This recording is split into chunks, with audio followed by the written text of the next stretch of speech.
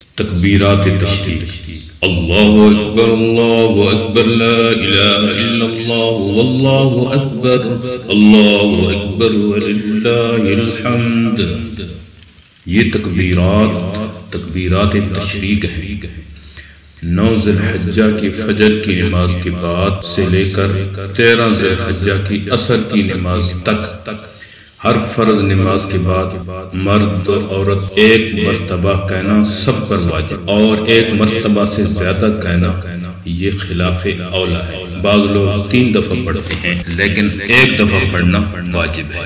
یہ تکبیرات ویسے بھی جب سے ذی الحجہ کا مہینہ شروع ہوتا ہے مطلقاً پڑھتے رہنا چاہیے، اس کے لیے وقت کی تعیین نہیں ہے، لیکن مقید جو ہیں وہ 9 ذی الحجہ فجر کی نماز سے لے کر 13 ذی الحجہ کی عصر کی نماز، ہر فرض نماز کے بعد ان کو بلند آواز سے پڑھنا ہے۔ عورتیں آہستہ آواز سے پڑھیں اور مرد حضرات بلند آواز سے پڑھیں۔